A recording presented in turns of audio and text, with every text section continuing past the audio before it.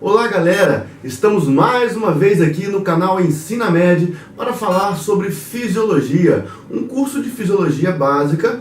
E como prometido, hoje falaremos sobre ciclo cardíaco. Como o assunto é um pouco extenso, nós dividiremos esse vídeo em duas partes. A primeira parte vamos falar um pouco sobre grande e pequena circulação, fazendo consideração a aspectos anatômicos, e depois nós falaremos sobre pressões que determinam o ciclo cardíaco, que fazem com que o sangue possa sair do coração e poder passar por todo o seu corpo, levando oxigênio e nutrientes para atender o nosso metabolismo. Então fique ligado, mas depois da vinheta.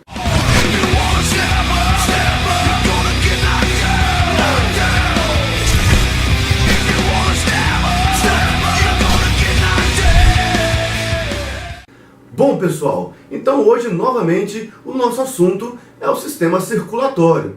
Esse sistema, que se você for chegar a um conceito mais básico, poderíamos dizer que seria um sistema fechado, constituído por uma bomba contrátil propulsora, no caso o coração, e por vasos, por onde circulam os humores, os nossos líquidos corporais. Obviamente que o sistema circulatório ele é dividido em sistema sanguífero e sistema linfático, mas hoje daremos ênfase e atenção especial ao sistema sanguífero. Então, como eu acabei de falar, o sistema sanguífero ele é constituído por uma bomba contrátil propulsora. Quem que é essa bomba contrátil propulsora? É o nosso coração, pessoal. O coração, que possui algumas peculiaridades, é um órgão basicamente oco, não é totalmente oco, porque lá dentro nós temos alguns componentes que ajudam a fazer com que o ciclo cardíaco possa se completar. Mas ele é um músculo estriado cardíaco, de inervação autônoma, que faz com que a cada ciclo cardíaco ele ejeta uma quantidade X de sangue que vai circular por nossas artérias, por nossas veias. Porém, como eu falei para vocês agora há pouco, ele é um sistema fechado. O que quer dizer isso? Quer dizer que o sangue sai do coração, passa por todas as artérias do seu corpo, entrega o que precisa ser entregue, no caso, oxigênio e nutrientes, e retira aquilo que precisa ser jogado para fora do corpo. No caso, os catabólitos e o gás carbônico, o CO2. Então, nós temos que partir de um momento. Então, vamos pensar o seguinte. Imagine um indivíduo fazendo uma atividade física. Nessa hora, os músculos estriados esqueléticos estão em intensa atividade, estão precisando de uma demanda metabólica muito alta, ou seja, estão precisando de oxigênio para poder funcionar adequadamente e gerar suas contrações. E aí, o sangue que está circulando por esses músculos acabou de entregar esse oxigênio para esses músculos.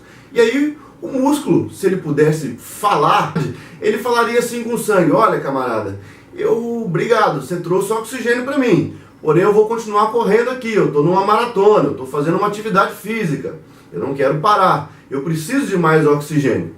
Só que imagine aquele sangue que está lá nos membros inferiores, está no tronco, Nós temos aqui em cima o coração que está bombeando o sangue para a cabeça, para os braços, para os membros inferiores, para o tronco. Mas agora, na hora de voltar esse sangue para o coração, nós temos um problema. Daqui de cima, o coração está bombeando, pressurizando esse sangue para chegar até onde precisa. Agora, para voltar esse sangue, que vem o problema. Como que nós vamos fazer esse sangue voltar? Esse fenômeno chama-se retorno venoso. E o retorno venoso, então, seria a drenagem do sangue, aquele sangue que já sofreu troca de oxigênio com os tecidos e pegou dos tecidos gás carbônico, e agora ele precisa voltar para o coração, para que o coração possa mandar novamente para os pulmões, para que os pulmões possam reoxigenar esse sangue. Então nós temos um problemão. O sangue foi e agora precisa voltar, mas lá embaixo não tem um outro coração. Engana-se quem pensa que nós temos somente um coração no nosso corpo. Nós vamos aprender hoje também que a bomba muscular de músculo estriado esquelético, principalmente os músculos da panturrilha, gastrocnêmio, ventre medial e lateral, também funcionam como um segundo coração. Por que um segundo coração? Porque o sangue que está lá nas extremidades inferiores, para eles poderem subir, eles vão dispor de alguns mecanismos. Um mecanismo interessante, nós vamos aprender já já, são as válvulas venosas, que fazem com que o sangue possa cada vez subir um degrau e não retornar, para não causar estase venosa, não causar extravasamento de líquido nos membros, nas extremidades.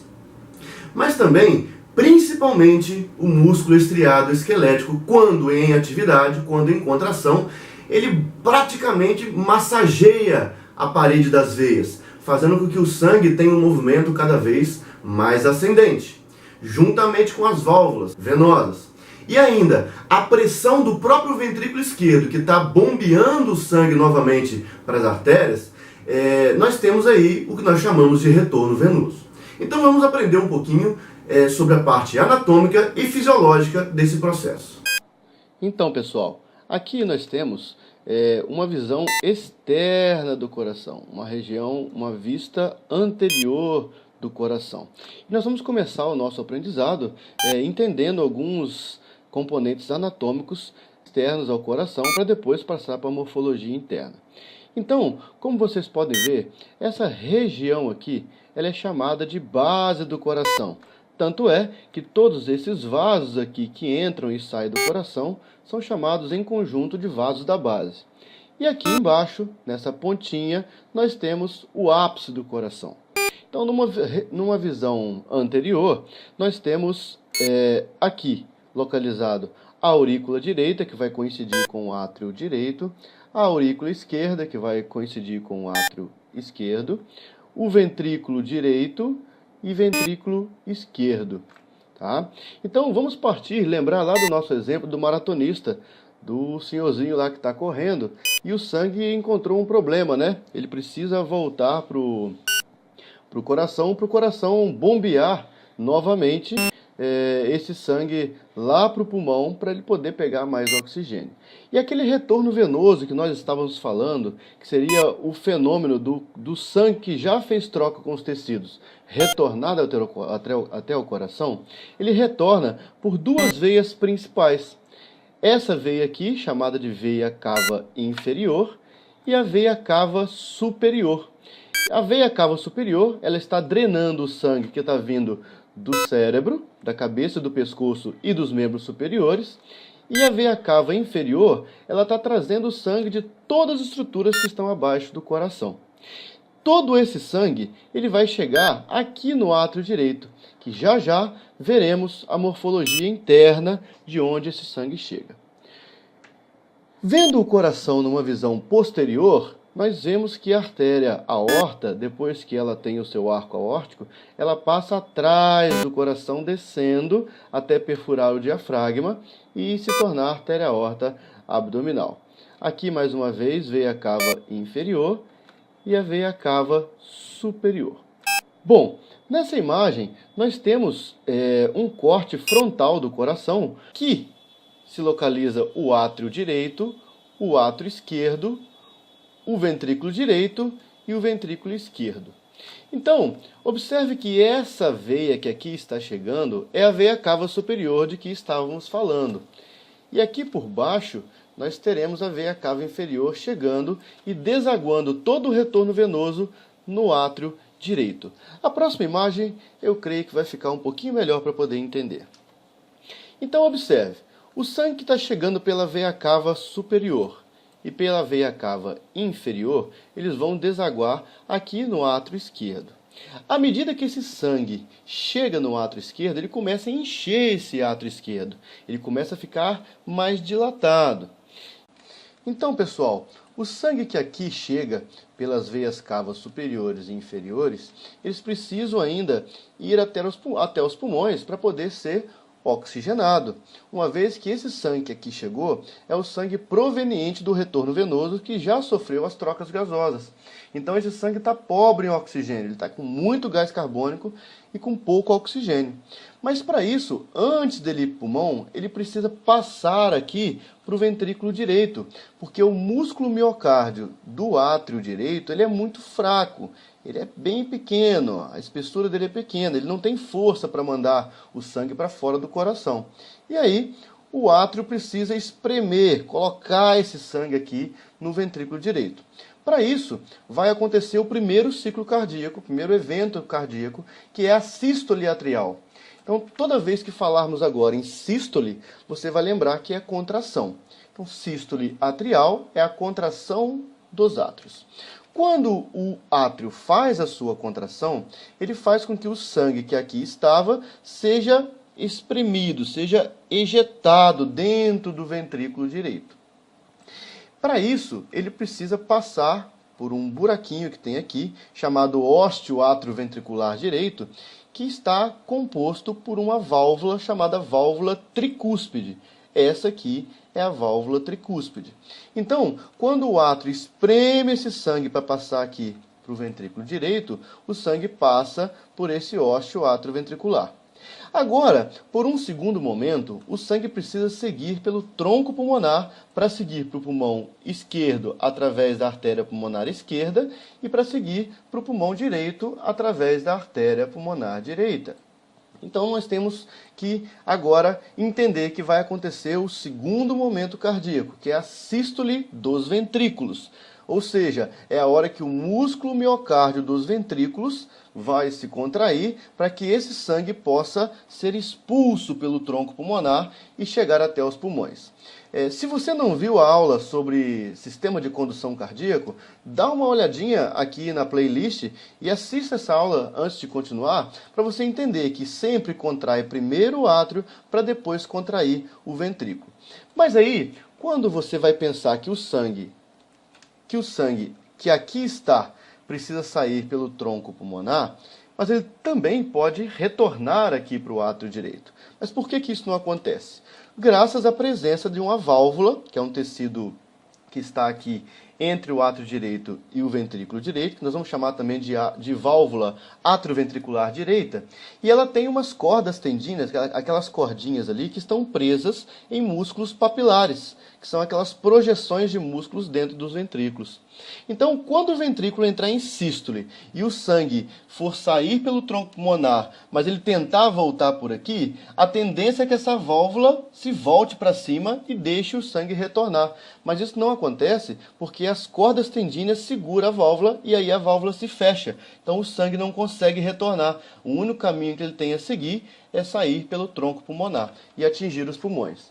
Quando esse sangue chegar até os pulmões, ele vai ser oxigenado, por difusão simples, meio mais concentrado para meio menos concentrado. Então eu tenho o alvéolo pulmonar cheio de O2 e o sangue passando no capilar lá no pulmão com pouco O2, com pouco oxigênio. Aí o oxigênio que está no alvéolo vai passar por difusão simples para dentro dos capilares pulmonares e agora esse sangue está novamente oxigenado. Lembra que o senhorzinho está lá correndo. O músculo está precisando de sangue oxigenado. E aí, o sangue entra em outro dilema. Bom, ele não consegue chegar até os músculos se ele não passar pelo coração novamente. Então, o sangue que já passou pelos pulmões e foi oxigenado, vai chegar ao átrio esquerdo, através das veias pulmonares esquerdas e pelas veias pulmonares direita. Todo esse sangue que está retornando do pulmão vai desaguar aqui no átrio esquerdo. E aí o sangue agora, aqui acontece a mesma coisa que acontece no lado direito. O átrio entra em sístole, o sangue é injetado lá no ventrículo esquerdo, logo depois quem vai contrair? O ventrículo esquerdo vai se contrair e o sangue vai sair pela artéria aorta ascendente, arco aórtico e artéria aorta descendente para seguir por todo o corpo.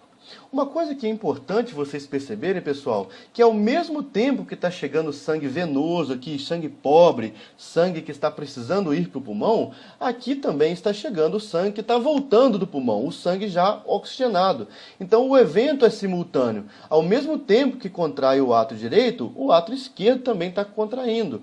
Então o sangue daqui está sendo injetado aqui e o sangue daqui está sendo injetado aqui. Logo depois, na sístole ventricular, o sangue que está saindo daqui para os pulmões, também ao mesmo tempo está saindo do ventrículo esquerdo para seguir pela artéria aorta. Quando ele chega na artéria aorta, ele tem 3 saídas. Esse primeiro aqui é chamado de tronco braquiocefálico. Por que tronco braquiocefálico? Porque depois de um breve trajeto, ele vai se bifurcar em artéria subclávia direita e artéria carótida comum direita. A carótida comum direita vai subir para o hemisfério cerebral direito e a artéria subclávia direita vai seguir para o membro superior direito. E aí nós teremos essas duas regiões irrigadas. A diferença é que no lado esquerdo não tem o tronco bracocefálico. Já sai direto aqui a carótida comum esquerda, que vai para o hemisfério cerebral esquerdo, e a artéria subclávia esquerda, que vai passar debaixo da clavícula esquerda e seguir para o membro superior esquerdo. Então, pessoal, na base da artéria pulmonar, do tronco pulmonar, existem também válvulas semilunares que no conjunto vão se chamar válvula pulmonar, que quando o sangue saiu daqui para ir para a artéria pulmonar, essa válvula se abriu.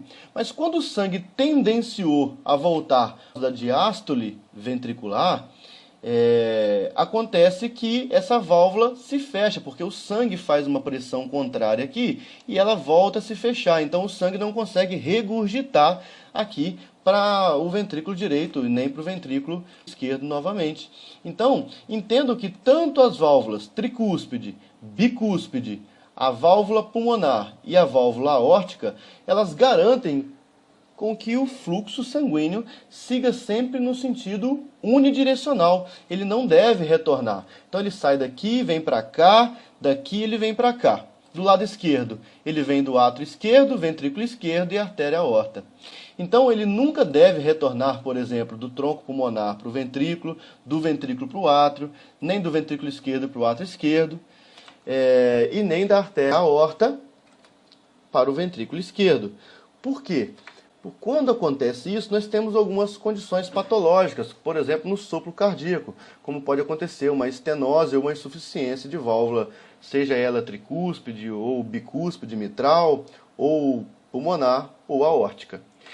Então, pessoal, vejamos essa imagem que nos traz um resumo bem tranquilo de entender a pequena e a grande circulação. Observe só, aqui essa veia está trazendo sangue venoso. Obviamente que aqui está representando a veia cava superior e a veia cava inferior. Todo o nosso retorno venoso, chegando no átrio direito, passando para o ventrículo direito, seguindo pelo tronco pulmonar, e aí se distribuindo pela artéria pulmonar esquerda e artéria pulmonar direita, atinge os pulmões. Quando chega no pulmão, acontece a hematose, que é o processo de troca gasosa, né? O sangue que está com muito CO2 passa o CO2 para o alvéolo, e o alvéolo que está com muito O2 passa o O2 para o sangue. E aí as veias pulmonares drenam o sangue para o átrio esquerdo, do átrio esquerdo para o ventrículo esquerdo, e aí toma a artéria aorta ascendente, arco aórtico e a artéria aorta descendente. Obviamente que aqui não está representado aqueles três ramos, que é o tronco bracocefálico, a artéria carótida comum esquerda e a artéria subclávia esquerda, né? Mas saibam que o sangue sai pela artéria aorta para irrigar todas as partes do nosso corpo. Nós temos que lembrar que o sistema circulatório ele é importante porque ele está entregando o oxigênio a todas as nossas células corporais. E nós sabemos que o nosso corpo ele gera energia de forma eficiente através do oxigênio, né? As mitocôndrias utilizam o oxigênio para poder lá na cadeia respiratória produzir ATP, que é a nossa energia corporal. É como nós utilizamos energia para poder produzir metabolismo, para que as células possam funcionar, para que todos os órgãos possam funcionar adequadamente. Então, perceba que o sistema circulatório, que nós chamamos de grande e pequena circulação, ele é um sistema fechado, sem comunicação com o meio exterior, e faz com que esse sangue possa circular a todas as células do corpo, levando e tirando o que precisa ser retirado. Leva oxigênio, leva nutrientes e retira os catabólitos, e o CO2 precisa ser retirado do nosso corpo. Muita gente acha que o CO2 ele é totalmente prejudicial ao nosso corpo. Na realidade, ele não é prejudicial. Ele precisa ficar numa concentração ótima no nosso corpo, que varia de 35 a 45 milímetros de mercúrio. Então, pessoal, aqui nós encerramos a parte mecânica da grande e da pequena circulação. Conhecemos anatomia externa externa e interna do coração. E agora, nessa segunda parte do vídeo que virá, nós falaremos um pouquinho sobre como se comportam as pressões e os volumes dentro dessas câmaras cardíacas, átrio e ventrículo. E nós vamos fazer isso através de um traçado, de um gráfico chamado diagrama de Wiggers. Para isso, nós precisaremos conhecer todas as fases do ciclo cardíaco. Então fique ligado para que você não perca mais esse conteúdo. E, novamente, te lembrando, se você ainda não se inscreveu no nosso canal, se inscreve aqui embaixo. Aqui no cantinho também nós temos aqui a logo do nosso canal. Pode passar o mouse aqui por cima e você somente clicar no botão inscrever. Esse é um momento importante para o canal, pessoal, para que a gente possa fazer com que mais pessoas possam visualizar esses vídeos e que possam servir de base de conhecimento para que quem queira buscar conhecimento na internet. Então, ajude dando seu like nesse vídeo e se inscrevendo no nosso canal. Até a segunda parte, pessoal!